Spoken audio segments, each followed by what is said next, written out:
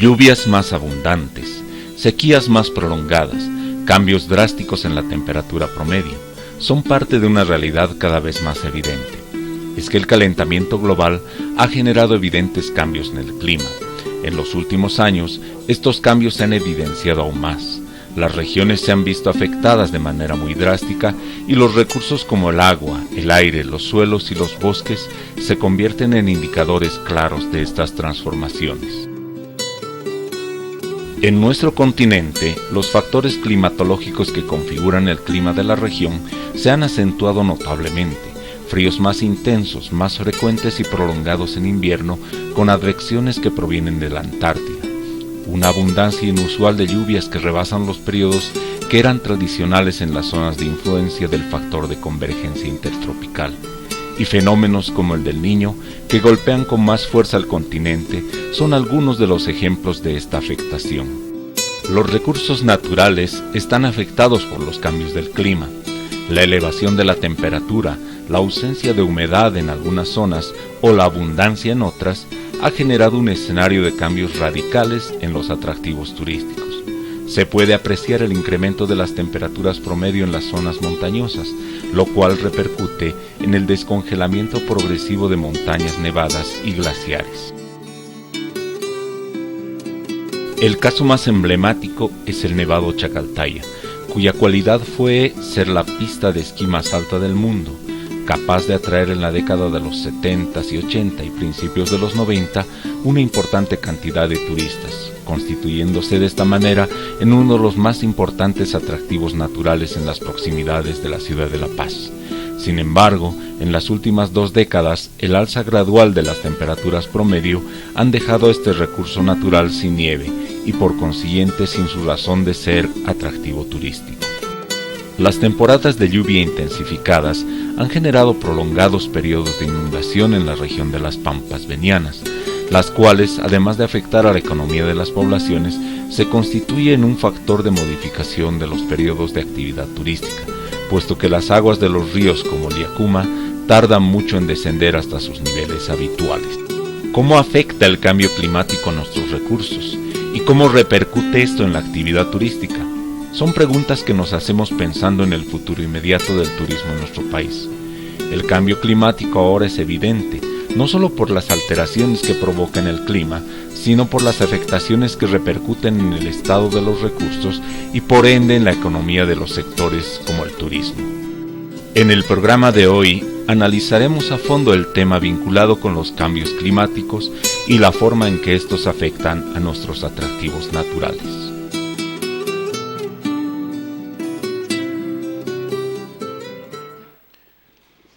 Muy buenas noches. Nuevamente para la carrera de turismo y para el Instituto de Investigación, Consultoría y Servicios Turísticos, es un placer volver a tener su sintonía para seguir tratando algunos temas que son de interés tanto general, pero por supuesto también sectorial del turismo. Para esta ocasión, como se ha visto en el video de introducción, estamos profundizando en el tema del cambio climático a propósito de este fenómeno del Niño y de todos los pormenores y todos los efectos que tienen estos efectos ambientales. Para tratar este tema hemos invitado a 2 personas que son entendidas, una en el campo específico de la hidrología, el tema de glaciares, y otra en el tema de turismo de montaña. Agradezco la presencia del ingeniero Javier Mendoza, que es director del Instituto de Hidrología, por aceptar la invitación y para que podamos conversar sobre este tema y podamos un poco profundizar el análisis de los efectos del cambio climático en el turismo.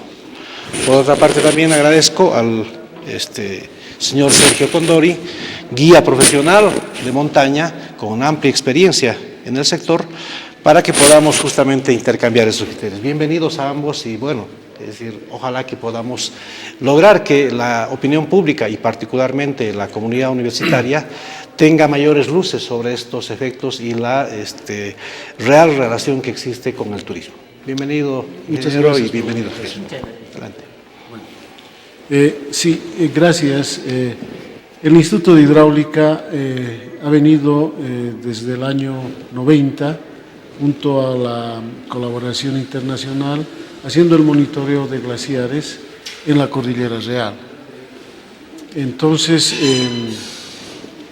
se han equipado 2 glaciares, de tal manera de hacer un estudio a largo plazo para ver realmente cómo el clima está afectando a estos cuerpos de agua.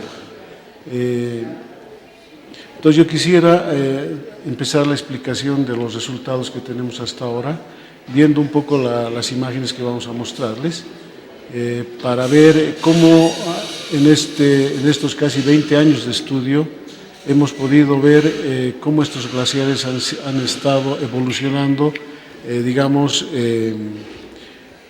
y la mayoría de ellos retrocediendo y hasta desapareciendo. Ahí tenemos el glaciar del Songo, un glaciar grande, el glaciar Charquini, que han sido objeto de estudio. Ya se ha hablado del glaciar Chacaltaya, que prácticamente ya ha desaparecido. Estos 2 glaciares han sido elegidos como ejemplos de los glaciares que existen en la Cordillera Real, un glaciar grande, el Songo, y un glaciar pequeño, el Chacaltaya. Estos 2 glaciares han sido equipados para ser monitoreados y ver cómo están evolucionando en el tiempo en torno al clima que circunda. A la desaparición del Chacaltaya se ha implementado el glaciar Charquini para que reemplace, digamos, a este glaciar que ha desaparecido. Esta imagen nos muestra un glaciar.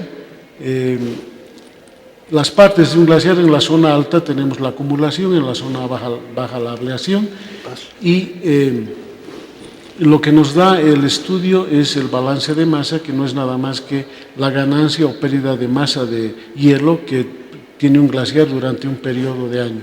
Acá en esta gráfica tenemos los 2 glaciares y su pérdida de masa anual en el tiempo. Fíjense, en rojo es el glaciar de Chacaltaya, que podemos ver que en el Niño 97-98 ha perdido un espesor promedio de casi 3 metros de hielo. Y tenemos en celeste el glaciar del Songo, un glaciar grande con una cumbre que está por los 6.000 metros, que si bien ha tenido una pérdida, pero no ha sido como la de Chacaltaya. Esta es una imagen de cómo estaba el glaciar en el Niño 97-98. Es un glaciar completamente desprovisto de nieve, está expuesto el hielo, y ustedes ven esa coloración media plomiza, hace que absorba mucha más energía del sol y que se derrita. Este glaciar también tenía un aspecto negativo, y era el entorno del lecho rocoso, que hacía que absorba más energía. Esta gráfica nos muestra en forma acumulada cómo han ido perdiendo masa los glaciares desde el año 91. Tenemos en rojo el glaciar de Chacaltaya, tenemos en azul el glaciar del Songo, y podemos ver que hay una gran diferencia. Mientras el glaciar de Chacaltaya perdía en promedio 1 metro de espesor de nieve, el glaciar de Songo, un glaciar grande, perdía cerca de 40 centímetros. Entonces esa es la diferencia entre un glaciar grande como el Songo y un glaciar pequeño como el Chacaltaya. Lamentablemente podemos decir que el 80% de los glaciares de la Cordillera Real tienen las características del glaciar de Chacaltaya, es decir, extensiones de área menores a 1 kilómetro y alturas de cumbre que están por debajo de los 5.500 metros. Esta gráfica es interesante porque nos muestra cómo el glaciar de Chacaltaya ha ido reduciendo su masa glaciar desde la pequeña edad de hielo, que está por el año 1840, donde tenía su máxima extensión, y se ha ido reduciendo. Esta foto nos permite ver las marcas que ha dejado el hielo al retroceder, y esto se ha ido acentuando a partir de los años 80. Hasta que el año 2009 ya el glaciar de Chacaltaya ha desaparecido completamente. Lo mismo ha pasado con el Songo, pero no tan aceleradamente. Esta gráfica nos muestra la tasa de pérdida del Chacaltaya en diferentes periodos. Tenemos, por ejemplo, del año 40 al 63 perdía 22 centímetros por año. Esto se ha incrementado a partir del año 83, donde hemos tenido un niño fuerte a casi 70 centímetros, y a partir del año 83 adelante, este glaciar ha empezado a perder 1,40 metros de espesor de hielo por año.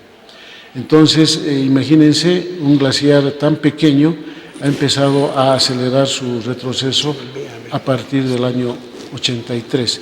Esta gráfica también nos muestra 3 imágenes, digamos, de este glaciar.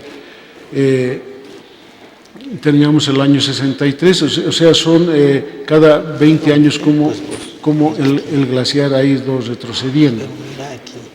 Esta imagen es interesante porque es construida a partir de imágenes de fotografías aéreas que nos han permitido hacer modelos numéricos de terreno para este glaciar.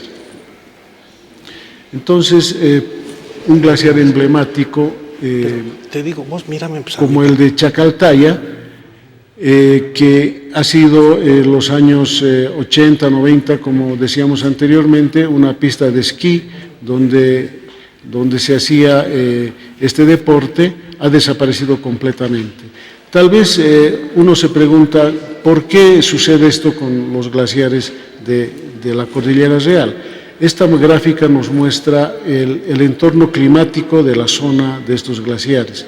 En rojo tenemos la pérdida de masa, de hielo, en azul tenemos las lluvias y en línea tenemos la temperatura. Entonces, en la época donde tenemos lluvia, es decir, la época de verano, estamos hablando de diciembre, enero, febrero, hasta marzo, donde se producen las precipitaciones, también tenemos la mayor temperatura, las altas temperaturas, entonces el glaciar no acumula suficiente nieve para convertirla en hielo y ésta se derrite. Y en cambio, cuando ya tenemos las menores temperaturas en la época de invierno, no tenemos prácticamente precipitaciones. Entonces, este entorno climático hace que estos glaciares de la zona tropical vayan desapareciendo como ha sucedido hasta ahora. Las siguientes gráficas nos van a mostrar también unas imágenes, unas fotografías del glaciar de Chacaltaya desde el año 40 hasta el 2009, donde prácticamente ha desaparecido. Y bueno, vemos cómo ha sido esto de dramático, ¿no? Y ahora prácticamente ya no tenemos el glaciar. Ahora, este fenómeno también ha sucedido con el glaciar Songo. Aquí tenemos un gráfico que nos muestra cómo ha ido retrocediendo el borde del glaciar, o sea, la lengua, el final del glaciar se la conoce como lengua. Esta lengua va retrocediendo a medida que el glaciar va perdiendo masa de hielo, y aquí tenemos lo que ha pasado con el glaciar Songo.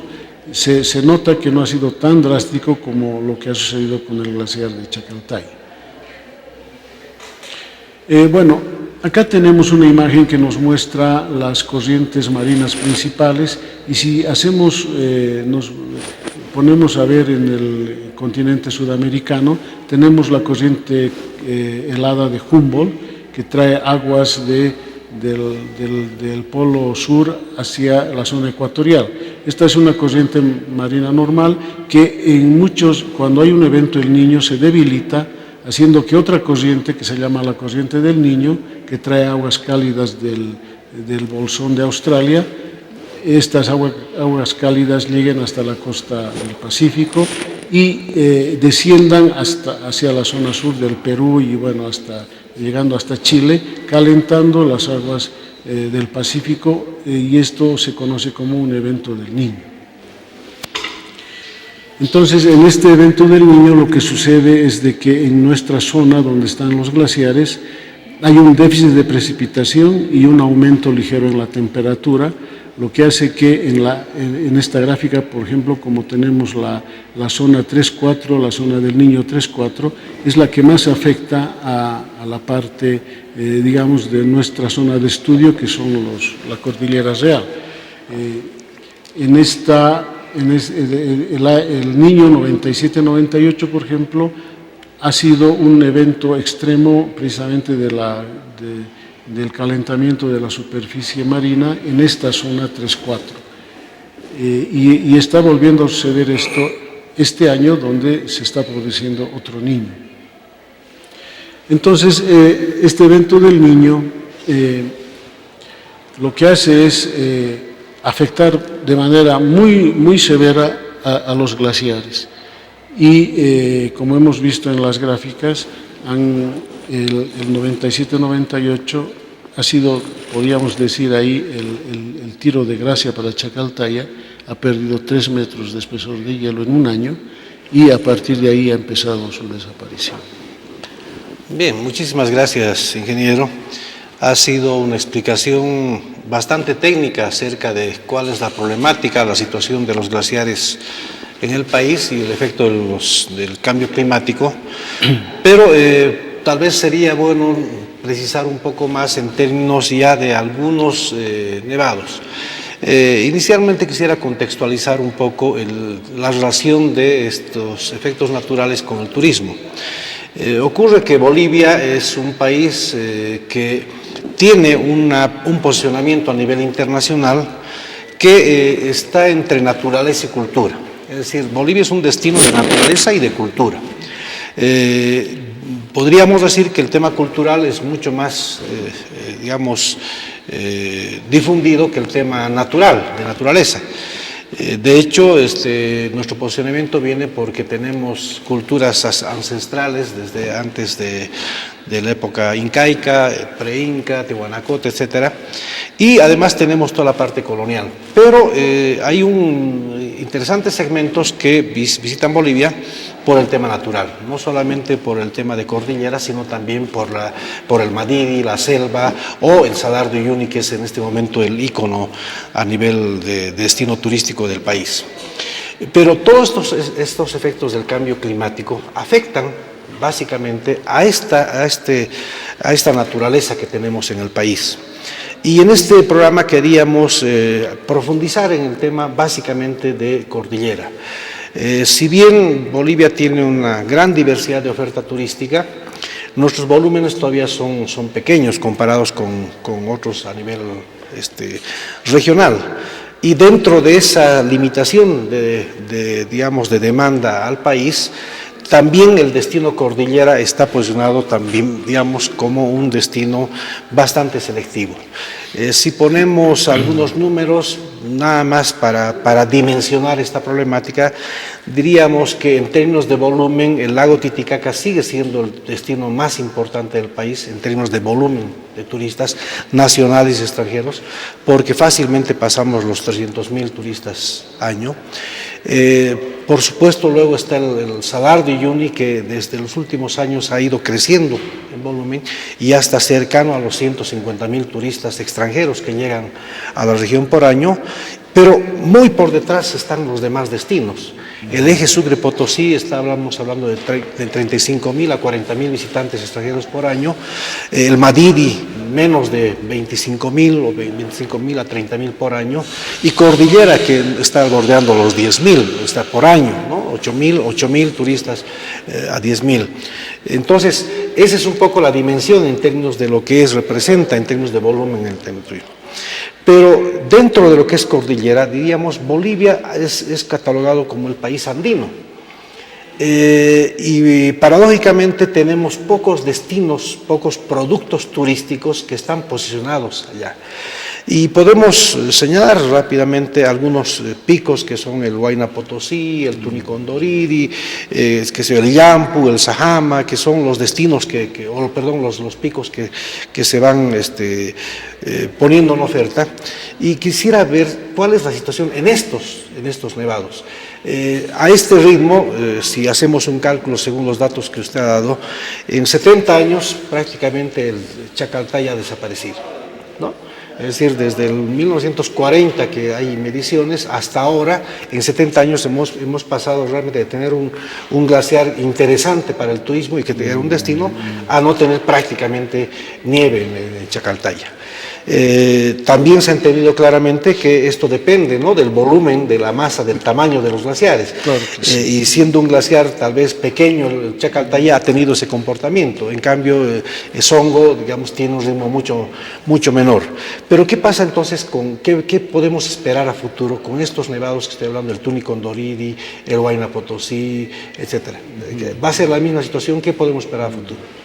Bueno, mire, hay una línea de equilibrio que se llama, es una línea imaginaria que divide, digamos, a lo que se ha conocido siempre como las nieves eternas. Antes se hablaba de las nieves eternas, y debajo de esta línea está, digamos, los glaciares que están por debajo de esta línea están en peligro de desaparecer. Esta línea ahora está por los 5.500 metros. Arriba de los 5.500 metros vamos a tener glaciares que van a todavía perdurar.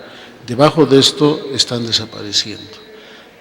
Los picos altos como el Illimani, estamos hablando del mismo Huayna Potosí, del Illampu, también está el Condoriri, están por encima de los 6.000, o sea, están por los 6.000. Entonces esos glaciares van a estar todavía presentes, digamos, ¿no? Bien, entonces justamente quisiera pedirle a Sergio, primero, tal vez, Sergio, presentarte, o sea, cuál es tu experiencia. Sé que eres un guía profesional de montaña. Quisiera que nos relates un poco tu experiencia, tu formación. Pero después una pregunta concreta, es decir, en turismo normalmente se habla, ¿no?, de los 8.000, Everest, los 7.000, los 6.000, ¿no? Los 6.000 es en Bolivia, y de los 6.000 tenemos pocos en el país también, ¿no? O sea, tenemos una buena cantidad. Y si tomamos en cuenta la información que nos da el ingeniero, de 5.500 adelante, es decir, ¿cuántos son los nevados que realmente tenemos para ver? Y si eso va a ser una limitación o no, porque probablemente no es tan limitante para la actividad del turismo. Adelante, Sergio, bienvenido otra vez. Muchas gracias. Mi nombre es Sergio Condori, soy guía de alta montaña, pertenezco a la Asociación de Guías de Montaña y Trekking de Bolivia, soy miembro de la Unión Internacional también. Y bueno, respondiendo a tu pregunta, yo creo que en Bolivia tenemos más de 15, 6.000 y aún falta todavía algunas cosas que no se ha cuenteado, como volcanes en la parte del Salar de Uyuni, que alcanzan a 6.000 o a 6.000 picos, que no se les han cuenteado tanto porque no tienen glaciar nada más. Pero en tema de turismo, nosotros creo que vamos a siempre ir buscando otros objetivos, ¿no? Ahora, por ejemplo, sin tocar la Cordillera Real, estábamos explorando la parte de Apolobamba, por ejemplo, es la frontera con Perú, que tenemos un glaciar enorme, bellísimo, y vamos a estar chequeando siempre, así los glaciares bajen, se está abriendo también el mercado más o menos en las partes, en las crestas de las rocas mismas, que es súper atractivo para el turista que nos visita, el turista que tenemos este mercado europeo, ¿no? Ya. Pero entonces, podríamos decir que el turista que viene fundamentalmente de Europa no estaría totalmente supeditado a que los glaciares permanezcan, es decir, ¿cuál es la motivación fundamental de los turistas que vienen a Bolivia cuando quieren hacer turismo de montaña en Bolivia? Como en picos, dices. Sí. ¿Cuáles serían? En sí, ahorita los más clásicos es en el Huayna Potosí, el Condoriri, el Illimani y el Sajama. Estos 4 picos son el tour clásico. Pero después de este tour clásico, las empresas que ofrecen este servicio de montaña estamos empezando a abrir, conjuntamente con los guías, a armar paquetes fuera de estos 4 picos, ¿no?, que son los clásicos, tanto para Apolobamba o para la cordillera de Quimsa Cruz, o buscar otros mercados continuamente. Lo que quería, digamos, dejar claro para los televidentes es si estos efectos que se han señalado del cambio climático, el hecho de que los glaciares se estén, digamos, perdiendo, va a afectar de manera determinante o no al turismo de montaña en el país. Y ahí podemos segmentar, porque seguramente que eso dependerá de los segmentos, ¿no? Es decir, habrá un segmento que le gusta hacer escalar, etcétera, otro trekking y otros hacer tal vez deportes de inviernos o el esquí. Entonces, ¿cómo inicialmente va a afectar esto o no va a afectar esto el cambio climático, el hecho de que hayan deshielos en la cordillera del país? Para mi punto de vista y para los guías en sí, no creo que afecte. Como podemos ver en Europa mismo, más bien ha habido una tendencia a subir. Y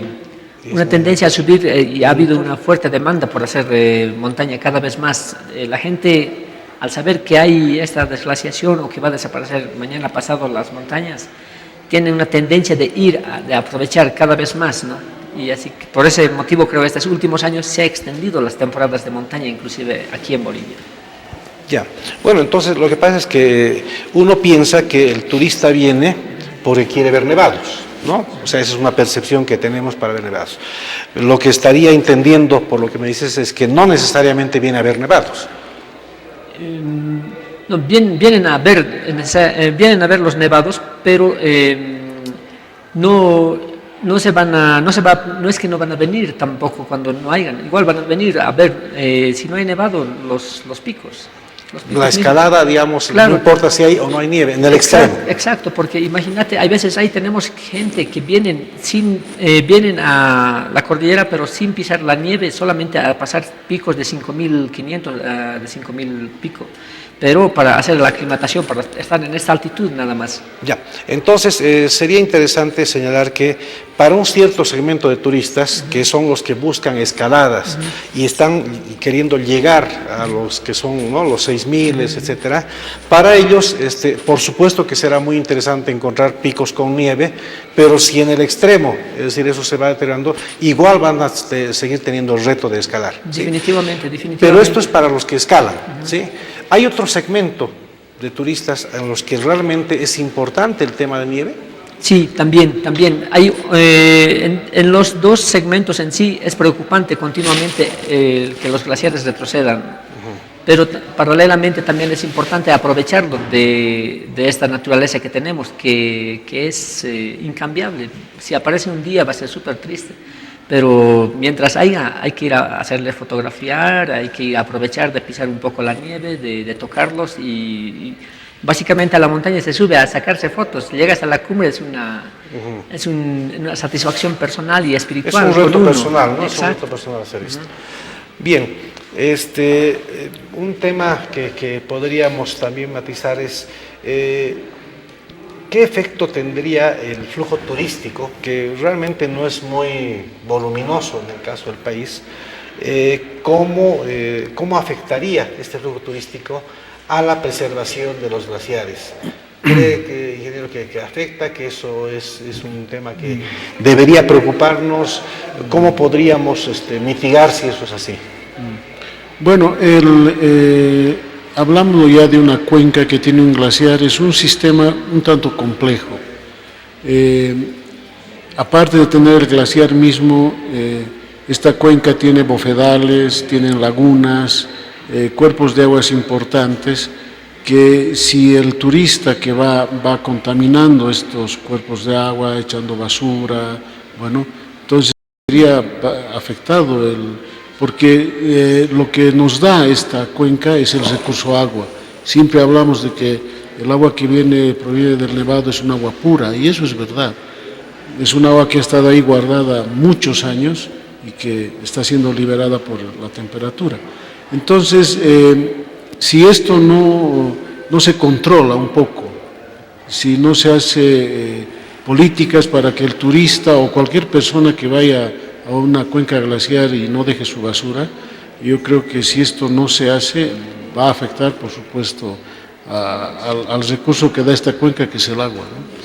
Sí, fundamentalmente yo creo que la problemática futuro a nivel mundial y en Bolivia y en La Paz es el tema del agua, ¿no? Es decir, esto sin duda, si los glaciares cada vez van retrocediendo y cada vez vamos perdiendo esa masa que hay, seguramente nuestro gran problema va a ser el agua que mal administramos, ¿no? Porque de verdad no tenemos conciencia en general de la importancia del agua y de cómo deberíamos realmente utilizarla bien, eficientemente o reutilizarla. Básicamente creo que la problemática de la cordillera está ligada más al agua potable que al tema de turismo. O sea, el tema de turismo es marginal en este caso, aunque sí deberíamos tomar medidas para que se pueda también no impactar negativamente en la cordillera. Sí, una aclaración, ¿no? Hay que siempre tener énfasis. Si bien los glaciares son reservorios naturales de agua, en sí lo que ellos pueden dar, digamos, para el consumo humano es muy poco. Estamos hablando de menos del 10%. Entonces el restante siempre viene de la precipitación. Si las lluvias tuvieran un cambio en su régimen drástico, ahí sí que estaríamos sin problemas, ¿no? Pero estamos teniendo esos cambios con el niño y la niña, ¿no? Claro, justamente sí, eso es lo que ocurre. Sí, bueno, el tema del agua es un tema que seguramente lo podemos tratar en otro momento para ver cuál es la relación. Bien, ya entrando al tema específicamente turístico, Sergio, quisiera ver si en los últimos años ha habido cambios en el tipo de mercados, cuáles son los recorridos tipo, cuál es el comportamiento, las actividades que hacen los turistas en los nevados, qué actividades prefieren, qué requerimientos tenemos, qué infraestructura se da, etcétera. Entonces vamos a hacer un pequeño corte para que después del corte podamos profundizar en este tema.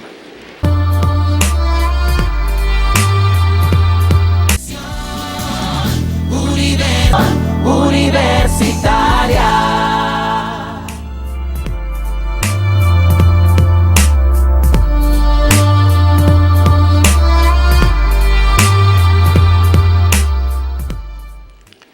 Gracias por seguir en la audiencia de este programa. Como habíamos dicho antes del corte, queremos ahora profundizar un poco en el conocimiento de las características del turismo de montaña en Bolivia. Y para eso, como había señalado al principio, tenemos la presencia del guía profesional Sergio Condori. Y quería comenzar un poco para ver si durante los últimos años ha habido algún cambio en los mercados, es decir, de dónde vienen los turistas, cuántos se quedan más o menos y qué cantidad vienen de turistas a ver este tipo de atractivos que es montaña. Bueno, nuestro mercado desde antes siempre ha sido los países alpinos en sí, como se podría decir, Francia, Alemania, Austria, Suiza e Italia. Y hasta ahora ha continuado este mercado en nuestro país, pero estos últimos años ha ido aumentando, ya sea por los equipos que tienen cada vez más ligeros y por el deporte que lo practican más en sus países mismos. Bolivia es un país y es un destino excepcional para hacer montaña, para hacer picos de 6.000, ¿no? Y así que este es el mercado que tenemos. Más o menos, ¿qué cantidad vienen de turistas? Si podemos, ¿por día, por semana? ¿Y cuáles son las temporadas? Porque entiendo que antes las temporadas eran muy marcadas, ¿no? 2 meses al año, etcétera, repartidos al año, y ahora cada vez se extiende más la temporada. Exacto. Por año tenemos estimado como que nos visitan en Bolivia, ya se sube a todas las montañas, como 8.000 turistas que suben a los glaciares. De estos 8.000 está más marcado entre los meses de mayo, junio, julio, agosto y ahora un poquito más de septiembre, así la temporada alta, ¿no? Después, estos últimos años se ha extendido. Ahora hay, no en gran cantidad como en la temporada alta que podríamos tener en Huayna Potosí tranquilamente, como 120, 100 personas en la cumbre de Huayna Potosí. Y en esta temporada que es baja tenemos mínimo como 15 a 20 personas pero existen. Pero hay. No es la mejor época porque tenemos muy mala condición, hay que tener mucha suerte para estar en la cumbre, para poder hacer una linda foto porque hay mucha nieblina y nubes y viento. No es lo mejor, es tener una pequeña ventanita de suerte en la cumbre toca. Hay días que no hay, bueno, es así. Bueno. ¿Y cuáles son los recorridos normales que hacen y la duración digamos, de estas visitas? Podemos tomar ejemplo, no sé, el Huayna Potosí, que es uno de los más visitados, o el Sajama, no sé, ¿cuáles son los tipos de recorridos y cuánto se quedan en cada uno? Normalmente para el deporte o si no es para la actividad de montaña que se viene proponiendo el turista en Bolivia en sí es de 15 a 20 días más o menos. Hay algunos que vienen para menos también, ¿no? Pero este es un paquete medio que en la temporada alta va a venir el turista y va a tomarlo. Llega a La Paz, al Alto, y se va al lago Titicaca 3 días para aclimatarse y empieza desde Sorata, haciendo un trekking primero, hace un trekking de 8 días, de 12 días, y después finalmente acaba haciendo una ascensión en el Condoriri, Pequeño Alpamayo, por ejemplo, luego el Huayna Potosí y quizás el Illimani y el Sajama más, dependiendo de los paquetes, ¿no? Por eso los paquetes empiezan a durar desde 2 días, que pueden ser para la sesión de Huayna, hasta 16 días, hasta 20 días, dependiendo qué picos quieren ascender, qué cosas más quieren hacer en su recorrido, ¿no? Pero ¿cuál es el producto más requerido y el que más demandan los visitantes? ¿El de 2 días o el de 16 días? El de 2 días. Dos El días. de 2 días lo pueden acceder la gente que incluso que está en nuestra ciudad, el turista local, porque un fin de semana, sábado y domingo se va y sube al Huayna Potosí. Pero el de 16 días necesitas tener una buena planificación, una buena logística, todo bien montado. Y porcentualmente, más o menos, de estos 8.000 turistas que vienen por año, más o menos, ¿cuántos son los que vienen para quedarse 16 días? De los 8... ¿Qué porcentaje más o menos ven? Debe ser el 40% que se vienen para hacer este paquete, ¿no? Este paquete completo de toda la cordillera, para recorrer toda la cordillera. Esto es muy importante aclarar porque normalmente el turismo en el país, la permanencia promedio en Bolivia, en todo el país, está entre 8 y 10 días. ¿No? Porque visitan 2-3 días el lago Titicaca, llegan a La Paz o a Santa Cruz, se van 2-3 días a Uyuni, 2-3 días a Almadidi y más o menos el promedio, como digo, es hasta 10 días en conjunto. Y el promedio de gasto más o menos está calculado en $50 por día. Pero este segmento es muy particular, porque si pensamos que viene el 40% de los 8.000, ¿no? O sea, más o menos 3.000, 3.500 personas vienen a este tipo de turismo, pero se quedan 16 días, más o menos. Pero el promedio de gasto debe ser mayor. ¿Cuál es más o menos el promedio de gasto de un turista que va haciendo este tipo de turismo? Definitivamente, para un paquete de los 16 días, más o menos está entre $6.000 a $7.000 que le va a salir, ¿no? El paquete de los 16 días, más o menos. Así que sucesivamente va subiendo todo. Si vamos a hacer un trekking desde Sorata hasta el Illimani, por ejemplo, tenemos que tener mulas, porteadores, tenemos que tener guías, cocinero, toda la logística montada, así que hay que recorrer todo a pie y se va sumando. Y justamente también, lo que queremos es tratar de hacer conocer esto, ¿no? Que si bien es un segmento menor en términos de volumen, pero este es un segmento especializado que permite que haya mayor permanencia por una parte y un mayor gasto. Estamos hablando de que tranquilamente está multiplicando por 10 el promedio de gasto, ¿no? Y eso es muy importante. Pero paradójicamente, o más bien podríamos decir, Bolivia es un país considerado un destino barato, ¿no? Es decir, en general los productos turísticos de Bolivia no son orientados a un mercado selectivo de alto gasto, sino más bien de mediano o de bajo gasto, inclusive en cordillera. Entonces, si realmente comparáramos este tipo de turismo de montaña de Bolivia, estamos hablando con $6.000 más o menos de promedio, con otros destinos de montaña también, pero que tienen mayor cantidad de gasto, ¿cómo estaríamos posicionados? Comparado tal vez con Argentina.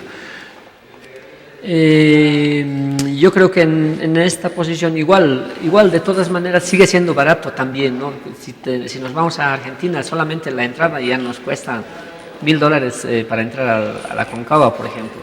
Y en aquí, quieras o no quieras, estamos empezando a trabajar poco a poco para, como decías, para este mercado que sea más selectivo, que sea más caro y más de calidad también. Y es por eso que estos paquetes que te decía de 16 días es enfocado en eso, dar un servicio de calidad y paralelamente también hacer compartir las comunidades que viven al pie de las montañas, ¿no?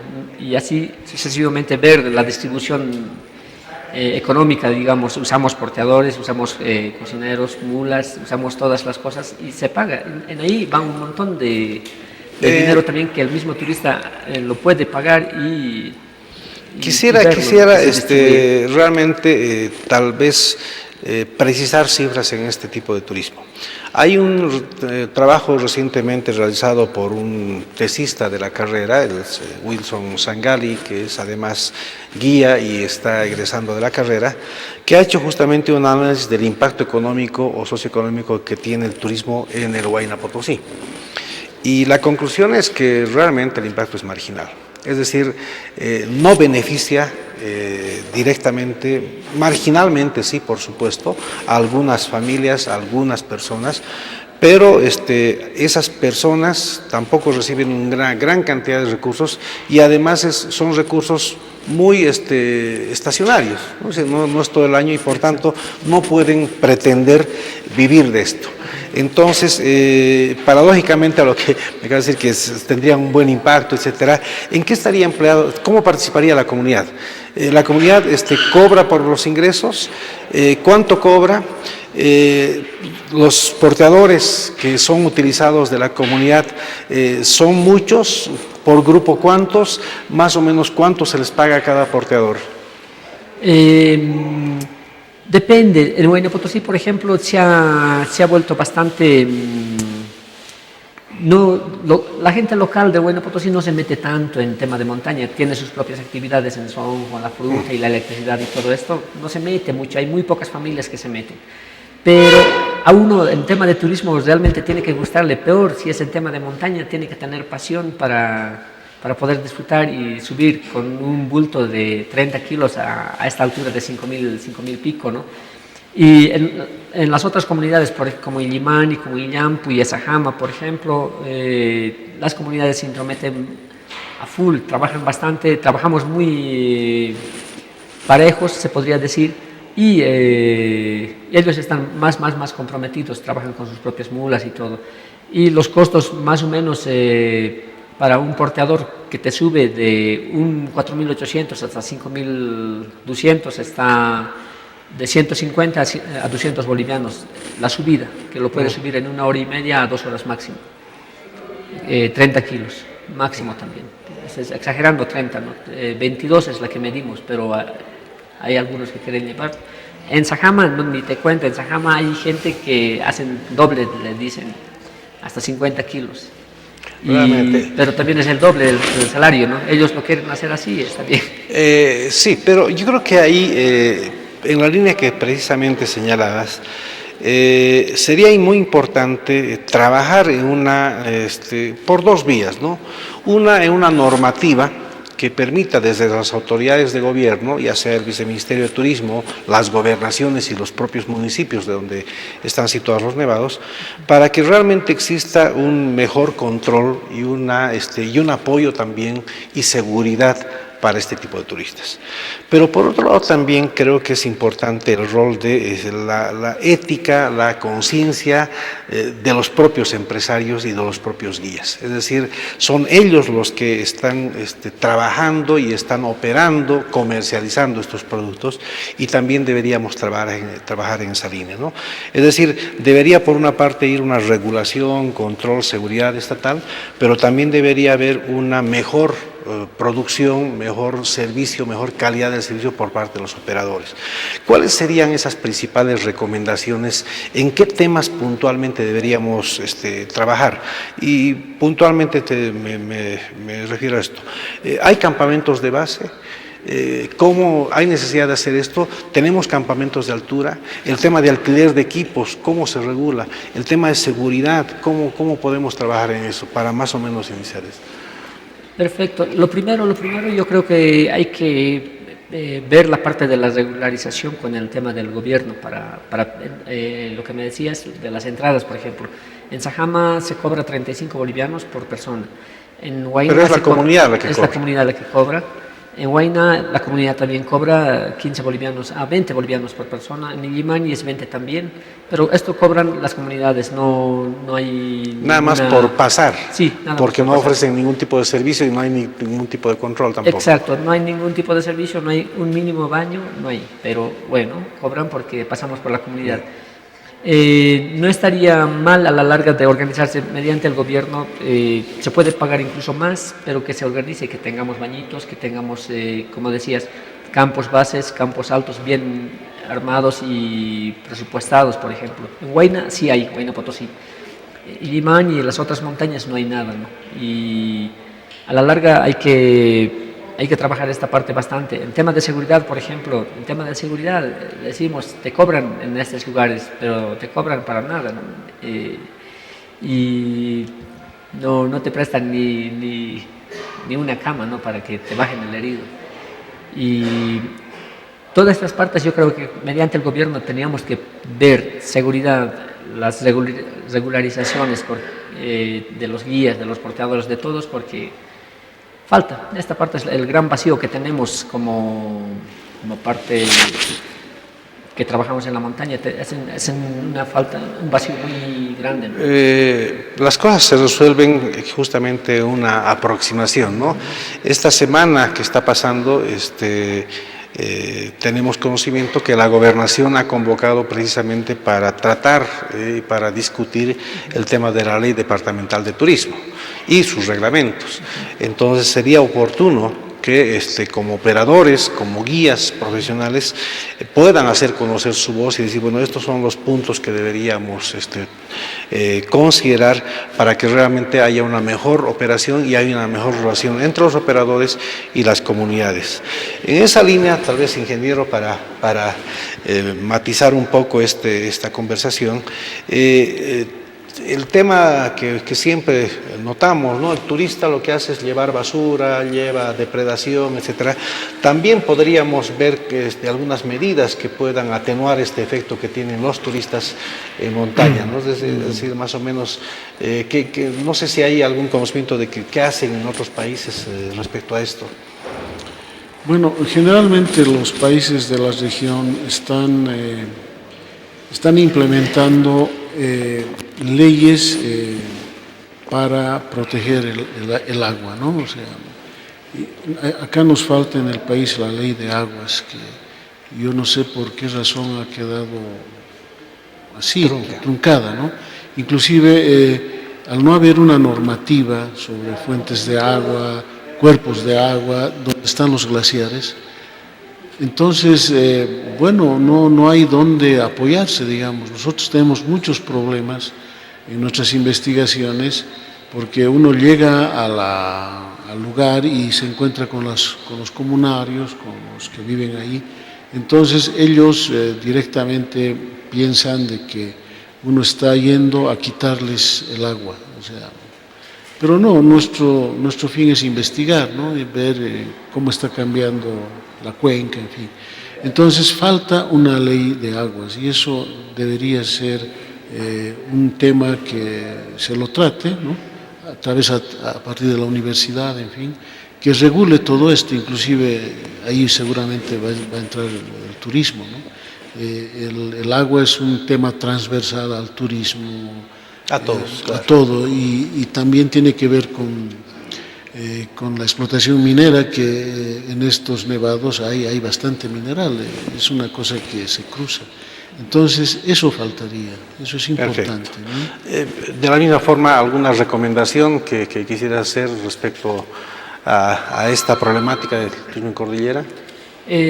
Básicamente concientizarnos todos, yo creo, igual implementar quizás políticas de concientización dentro de las comunidades y dentro de la ciudad misma para poder cuidar el tema del agua, y si se sube a las montañas que se suba y cuidándole siempre todo el tiempo, y nada, de eso. Bien, muchísimas gracias. Hemos querido aproximarnos a esta relación que existe entre el cambio climático, los fenómenos que ocasionan que los glaciares en el país vayan retrocediendo o vayan disminuyendo su masa, y cómo afecta al turismo. Este es un problema, sobre todo, muy importante para el tema de cordillera, de los glaciares, pero pareciera que tal vez de manera bien organizada podría no afectar decisivamente al turismo, sino más bien podríamos variar en términos de segmentos, de actividades, y podríamos más bien encontrar más potencialidades. Lo que está claro es que en cualquier escenario tenemos que tener una mejor actitud, tanto sector público como sector privado del turismo, y por supuesto la academia, para poder contribuir a que esta problemática se resuelva de mejor manera. No vamos a solucionar el tema del calentamiento global, pero sí podemos contribuir a que haya una mejor conciencia de cómo debemos adaptarnos a estos cambios climáticos. Este es un poco el objetivo de estos programas, y nuevamente quiero agradecer al ingeniero Mendoza por su presencia y por sus conceptos, y también a Sergio Condori por lo que nos ha esclarecido en el tema de operación del turismo en montaña. Muchísimas gracias a ustedes y los esperamos en el próximo programa.